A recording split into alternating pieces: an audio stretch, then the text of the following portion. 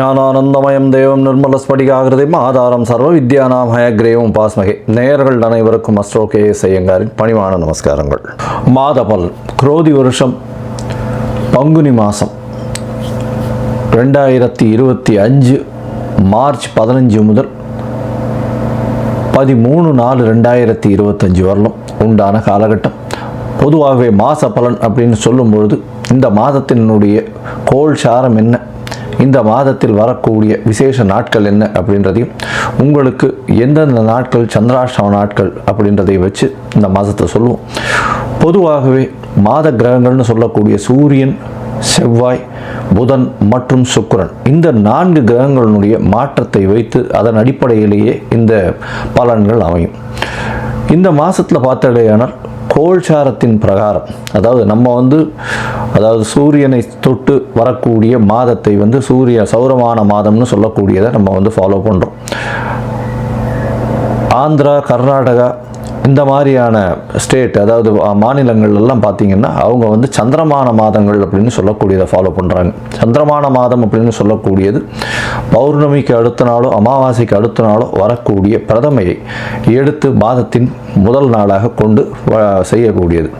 நம்ம சூரியன் ஒரு ராசியிலிருந்து அடுத்த ராசிக்கு போகக்கூடிய விஷயத்தை வச்சு தான் நம்ம மாதத்தை சொல்கிறோம், மாதம் பிறக்கிறத சொல்கிறோம். இப்போ பங்குனி மாதம் அப்படின்னு சொல்லும்போது கடைசி மாதம் இந்த குரோதி வருஷத்தில். இந்த மாதத்தினுடைய கோள்சாரம் என்னன்னு பார்ப்போம். இந்த மாதத்தில் காலபுருஷ தத்துவத்தின் 2வது வீடுன்னு சொல்லக்கூடிய ரிஷபத்தில் குரு, மிதுனத்தில் செவ்வாய், கன்னியில் கேது, அது தவிர பார்த்தடையானால் கும்பத்தில் சனி, மீனத்தில் ராகு, சுக்கிரன், புதன் மற்றும் சூரியன், 4 கிரகங்கள். இந்த மாதத்தில் வரக்கூடிய மாற்றங்கள் அப்படின்னு பார்க்கும்பொழுது, புதன் அதாவது 18ஆம் தேதியே 18/3/2025 அன்றைக்கே வக்கரகதியில் கும்பத்துக்கு வந்துடுறார். இந்த மாதத்தில் செவ்வாய் 7/4/2025, அதாவது பங்குனி மாத கடைசியில் செவ்வாய் மிதுனத்திலிருந்து கடகத்துக்கு போகிறார். ஒரு வாரம் தான் இருக்கும். ஒரு செவ்வாய் போனதுக்கப்புறம் ஒரு வாரத்தில் மாதம் மாறிடுறது. புதன் இந்த மாதத்தினுடைய கடைசி, அதாவது 10/4/2025 அன்னைக்கு அவர் மீனத்துக்கு போயிடுறார். ஸோ இந்த மாதத்தில் மாற்றங்கள் அப்படின்னு சொல்லக்கூடியது அப்படின்னு பார்த்தோம்னா இந்த சில விஷயங்கள் தான்.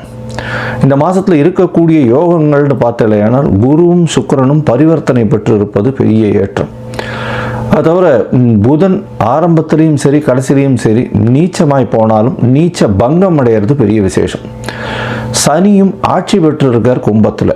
இதனால் இந்த மாதத்தினுடைய பலன்கள் இதனுடைய பொறுத்து வருட கிரகங்களாக இருந்தாலும் மாத கிரகங்களுடைய விசேஷத்தை பொறுத்தே நல்ல ஒரு ஏற்றத்தை கொடுக்கும்.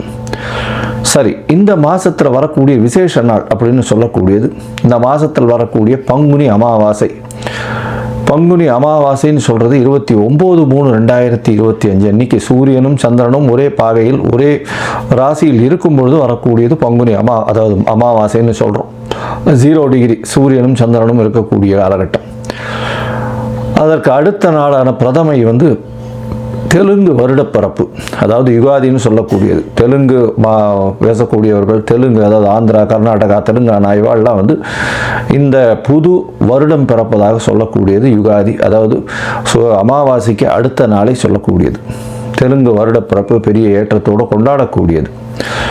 இந்த மாதத்தில் பார்த்தாலேயானால் 7/4/2025, அதாவது 4/4/2025 அந்த அன்னைக்கு சந்தான சப்தமி அப்படின்னு சொல்லக்கூடியது. சந்தான சப்தமி அப்படின்றது பொதுவாகவே வளர்பிறை சப்தமி, 7ஆம் நாளை சப்தமி என்று சொல்கிறோம். வளர்பிறையில் பங்குனி மாதத்தில் வரக்கூடியது சந்தான சப்தமி. இந்த சந்தான சப்தமியில் விரதம் இருந்து இருப்பார்களே ஆனால் குழந்தை பிராப்தி ஏற்படக்கூடிய வாய்ப்பு. அதுவும் வெள்ளிக்கிழமையில் வரக்கூடிய சந்தான சப்தமியை கமல சப்தமின்னு சொல்கிறார். வெள்ளிக்கிழமையில் வரக்கூடிய சந்தான சப்தமிக்கு கமல சப்தமின்னு பேர். அந்த கமல சப்தமிக்கு ஒரே விசேஷம் என்ன அப்படின்னா, சூரியன் 7ஆவது நாளில் சப்தமியும்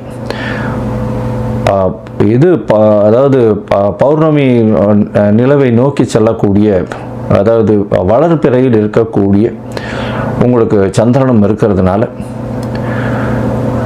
சூரியனை வலது கண் என்றும் சந்திரனை இடது கண் என்றும் சொல்கிறோம். அதனால் கண்ணில் பிரச்சனைகள் இருக்கக்கூடியவா அவர்கள் வந்து இந்த சந்தான சப்தமி என்றும் அந்த கமல சப்தமி, அதாவது வெள்ளிக்கிழமையில், இந்த வாட்டி வெள்ளிக்கிழமையில் வருது, அதனால் இந்த கமல சப்தமி அன்னைக்கு 4/4/2025 அன்னைக்கு கடவுளை தியானம் செய்து உபவாசம் இருந்து அந்த சந்தான சப்தமியை கொண்டாடினால் கண்டிப்பாக அவர்களுக்கு கண்ணில் இருக்கக்கூடிய வியாதிகள் பிரச்சனைகள் நிச்சயமாக அகலும்.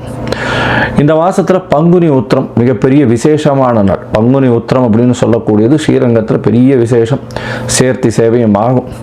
இந்த பங்குனி உத்திர நாள் அப்படின்னு சொல்லக்கூடியது 11/4/2025, அதாவது இந்த மாதத்தினுடைய கடைசியில் வருது. இது வந்து ஒரு பெரிய விசேஷம், அதாவது பெருமாளும் தாயாரும் சேரக்கூடிய அந்த ஒரு பெரிய விசேஷம் பங்குனி உத்திர நாள். வைணவர்களுக்கு பெரிய ஏற்றம், அதை தவிர சுப்பிரமணிய கடவுளுக்கு பெரிய ஏற்றத்தை சொல்லக்கூடிய நாளாக பங்குனி உத்திரம் சொல்கிறது. அதுவும் திருமணத்திற்கு உகந்த நாளாக சொல்லக்கூடியது பங்குனி உத்திரம். அதற்கு அடுத்த நாளான 12/4/2025 அன்னைக்கு பௌர்ணமி. பௌர்ணமின்றது வந்து சூரியனும் சந்திரனும் ஒருவருக்கொருவர் 180 பாகையில் இருக்கக்கூடியது. பௌர்ணமி யோகத்தில் பிறந்தவர்கள் நாடை ஆளுபவர்கள் அப்படின்ற அளவில் வந்து பௌர்ணமி யோகம் இருக்கக்கூடியது எப்பொழுதுமே. ஏன்னா சூரியனும் சந்திரனுக்கும் 2 பேருக்குமே ஒளி அதிகமாக இருக்கும். இரவும் பகலும் மொத்தமாகவே ஒளி இருக்கிறதுனால கூர்மையான புத்தி கூர்மை அதிகமாக இருக்கும். எந்த ஒரு விஷயத்திலும் ஒரு அதாவது வெற்றியை நோக்கி, அவர்களுடைய இலக்கு வெற்றியை நோக்கி இருக்கக்கூடிய காலகட்டமாக இருக்கும். எல்லா விஷயத்திலையும் வெற்றி பெறக்கூடிய வாய்ப்புகள் மிகவும் அதிகம். இந்த பங்குனி உத்திரம் பௌர்ணமி இந்த மாதம் வந்து ரொம்பவும் விசேஷமான காலகட்டமாக அமையப்போகுது. சரி, இந்த மாதத்தில் ஒரு ராசிக்கும் மேஷம் முதல் மீனம் வரை எப்படி இருக்குது அப்படின்றத பார்க்கலாம். அதுக்கு முன்னாடி என்னுடைய மொபைல் நம்பர் கீழே ஸ்க்ராலிங்கில் வரும். உங்களுக்கு அஸ்ட்ராலாஜிக்கல் கன்சல்ட் தேவைப்பட்டது ஆனால் நீங்கள் எனக்கு ஃபோன் பண்ணுங்க. உங்களுடைய date, time, place of birth, உங்களுடைய பெயர், தாய் தந்தையின் பெயர் இது வரலாம் அனுப்புங்க. என்னுடைய கட்டணம் என்னன்னு சொல்கிறேன்.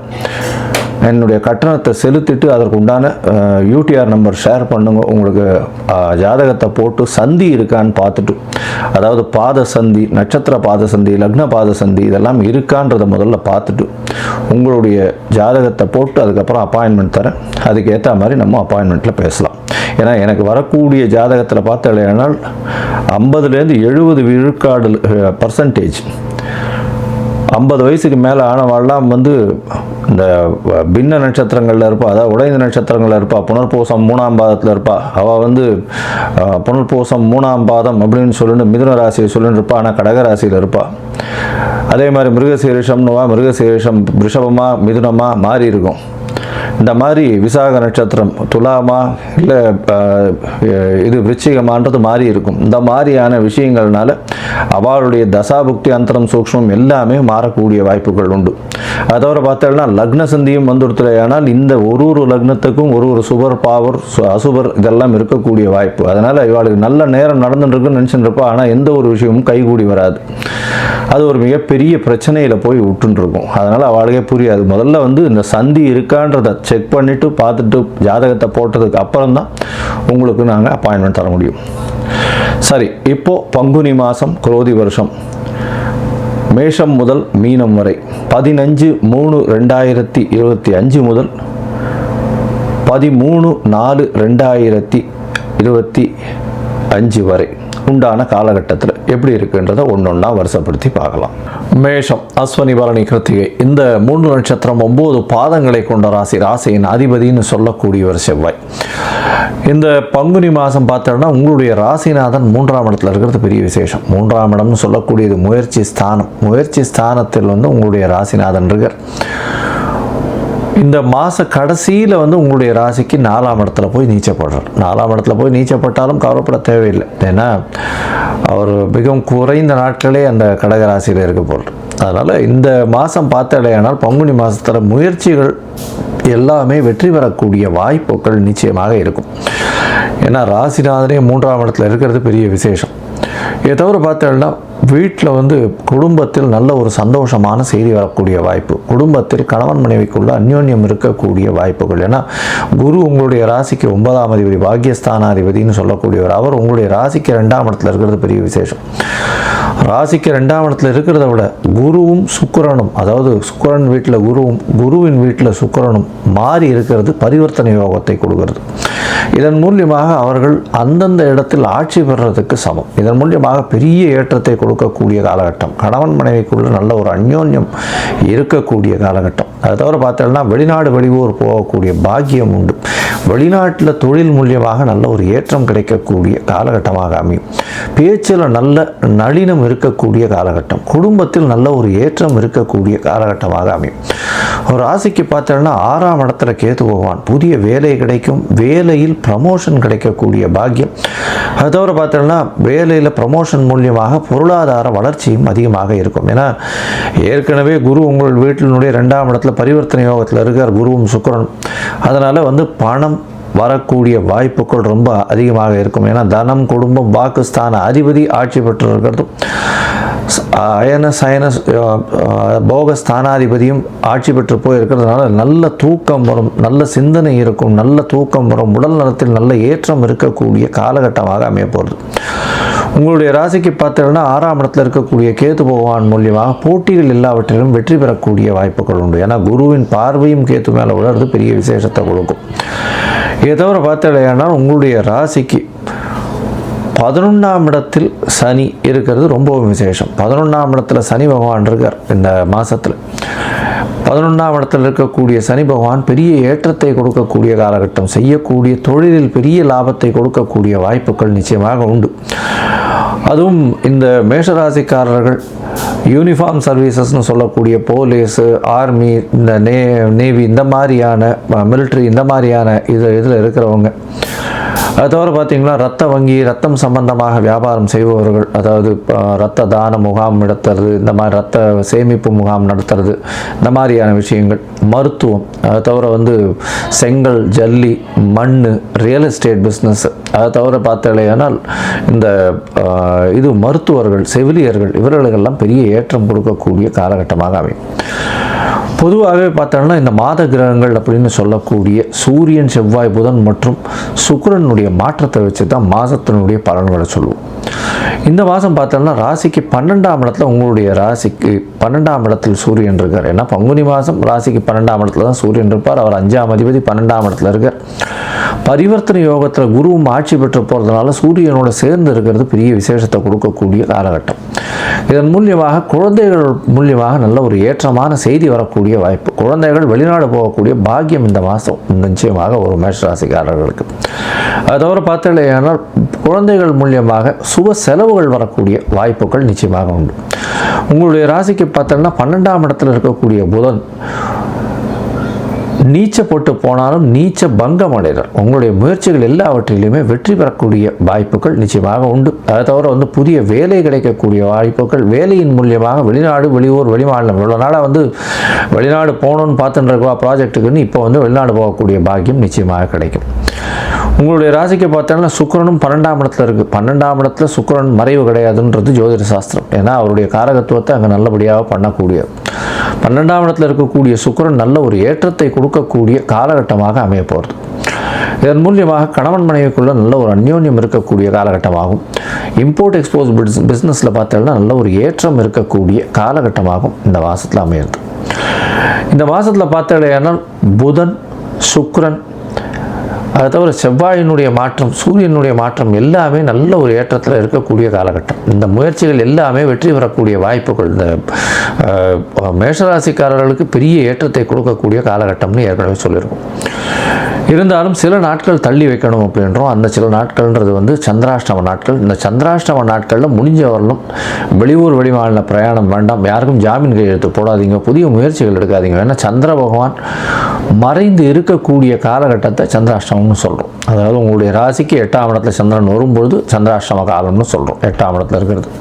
இந்த காலகட்டத்தில் புதிய முயற்சி வேண்டாம், வெளியூர், வெளிமாநில பிரயாணம் வேண்டாம்னு சொல்கிறோம். இந்த காலகட்டம் எப்போ வருது அப்படின்னா 19/3/2025 21/3/2025 வரலும் உண்டான நாட்கள் வந்து சந்திராஷ்டம நாட்கள்னு சொல்கிறோம். ஒருவேளை நீங்கள் சந்திராஷ்டம நாட்களில் செய்ய வேண்டிய காரியங்கள், அதாவது புதுசாக ப்ராஜெக்ட் எடுக்க வேண்டிய கட்டாயத்துக்கு தள்ளப்பட்டீர்கள் அப்படின்னா, சந்திர பகவானுக்கு உண்டான எளிய பரிகாரம்னு சொல்லக்கூடியது அருகில் இருக்கக்கூடிய சிவன் கோவிலில் அபிஷேகத்துக்கு உங்களால் முடிஞ்ச பால் கொடுத்துட்டு போங்க. சந்திராஷ்டமத்தின் தாக்கம் நிச்சயமாக குறையும். இந்த மாதத்தில் பார்த்தலையானால் இந்த மேஷராசிக்காரர்களுக்கு இந்த கடன் தொல்லை கொஞ்சம் இருக்கிறவங்க, நிச்சயமாகவே கடன் தொல்லை நிச்சயமாக இருக்கும். இவாளுக்கு லக்ஷ்மி நரசிம்ம வழிபாடு பண்ணுங்க, யோக நரசிம்மரை வழிபாடு பண்ணுங்க. யோக நரசிம்மரை போய் வழிபாடு பண்ணிட்டு வர்றதன் மூலியமாகும். செவ்வாய்க்கிழமை யோக நரசிம்மருக்கு நெய் தீபம் போடுங்க. பெரிய ஏற்றம் கிடைக்கக்கூடிய காலகட்டமாக அமைய போகிறது. அதை தவிர பார்த்தலையானால் இந்த சிங்கப்பெருமாள் கோவில் போயிட்டு வந்தாலும் அங்கே யோக நரசிம்மர் ஆலயம் இருக்குது. அந்த ஆலயத்தில் போயிட்டு அங்கே ஒரு நெய் தீபம் போட்டுட்டு வர்றதன் மூலியமாக உங்களுக்கு வந்த பிரச்சனைகள், வந்த கடன்கள் எல்லாமே நிச்சயமாக கம்மியாகும். அதுவும் செவ்வாய்க்கிழமையில் போங்க. செவ்வாய்க்கிழமையில் முடிஞ்ச அளவுக்கு காலங்காத்தாலேயே போயிட்டு வர்றதன் மூலியமாகும். லக்ஷ்மி நரசிம்மருக்கு போய், அதாவது யோக நரசிம்மருக்கு போய் இது பண்ணிட்டு வர்றது, பானகம் பிரசாதம் இது பண்ணுறது, பிரசாதம் வைக்கிறது, இதெல்லாம் பண்ணலையானால் செவ்வாய்க்கிழமை அவங்களுக்கு வந்த கடன், வரக்கூடிய கடன் எல்லாமே கம்மியாகக்கூடிய வாய்ப்புகள் நிச்சயமாக உண்டு. மொத்தத்தில் பார்த்தலையானால் இந்த மேஷராசிக்காரர்களுக்கு ஏற்றமான காலம், குடும்பத்தில் நல்ல ஒரு சந்தோஷம் அமைதி இருக்கக்கூடிய காலம், சுப செலவுகள் அமையும், கணவன் மனைவிக்குள் அந்யோன்யம் இருக்கக்கூடிய காலகட்டம், முயற்சிகள் எல்லாம் கைகூடும், புதிய வேலை மாற்றங்கள் கிடைக்கும், ஏற்றங்கள் கிடைக்கும், புதிய வேலையில் உங்களுக்கு இன்க்ரிமெண்ட் கிடைக்கக்கூடிய, பொருளாதாரம் ஏறக்கூடிய வாய்ப்புகள் நிச்சயமாக உண்டு. தொட்ட இடத்திலெல்லாம் பணம் வரக்கூடிய வாய்ப்புகள் நிச்சயமாக இருக்கும். தொழிலில் அபரிமிதமான ஏற்றம் கிடைக்கக்கூடிய வாய்ப்பு, வெளிநாட்டு இன்வெஸ்ட்மெண்ட் மூலதனம் வரக்கூடிய வாய்ப்புகள் நிச்சயமாக உண்டு. தொழிலுக்காக பார்ட்னர்ஷிப், அதாவது எதிர்பாலினத்தவர் மூலியமாகவும், அதாவது பார்ட்னர் மூலியமாகவும், அதாவது கூட்டு தொழிலில் பெரிய வெற்றி கிடைக்கக்கூடிய காலகட்டமாகவும் இந்த மாதம் அமைய போகிறது. உடல் நலத்தில் நல்ல ஏற்றம் இருக்கக்கூடிய காலகட்டமாகவும் அமைய போகிறது. புத்தி கூர்மையின் மூலியமாக உங்களுடைய வேலையில் வெளிநாடு வெளியூர் போகக்கூடிய பாக்கியம் நிச்சயமாக கிடைக்கும். அதுவும் இந்த மேஷராசிக்காரர்கள் மருத்துவம் சார்ந்த தொழில்கள், அதை தவிர நர்சிங், அதை தவிர வீடு, ரியல் எஸ்டேட்டு, செங்கல், ஜல்லி, மண், ரியல் எஸ்டேட் புரோக்கர்ஸு, இதை தவிர பார்த்தலையானால் நெருப்பு சம்பந்தமாக சமையல்கலை வல்லுநர்கள், நெருப்பு சம்பந்தமான வேலைகள் செய்பவர்கள், அதை தவிர இந்த இரத்த வங்கி, இந்த மாதிரியான விஷயம், மிலிட்ரி சர்வீசஸ், இந்த மாதிரியான விஷயங்கள் இருக்கிறவாள்லாம் பெரிய ஏற்றம் கிடைக்கக்கூடிய மாதமாக இந்த பங்குனி மாதம் வருது. இந்த பங்குனி மாதத்தில் லக்ஷ்மி நரசிம்ம வழிபாடும், யோக நரசிம்மரை போய் சேவிச்சுட்டு வர்றதும், அவருக்கு துளசி மாலை போட்டுட்டு வர்றதும், செவ்வாய்க்கிழமை பண்ணுறதன் மூலியமாக உங்களுடைய கடன் சுமை, பிணி எல்லாமே நீங்கக்கூடிய வாய்ப்புகள் நிச்சயமாக உண்டு.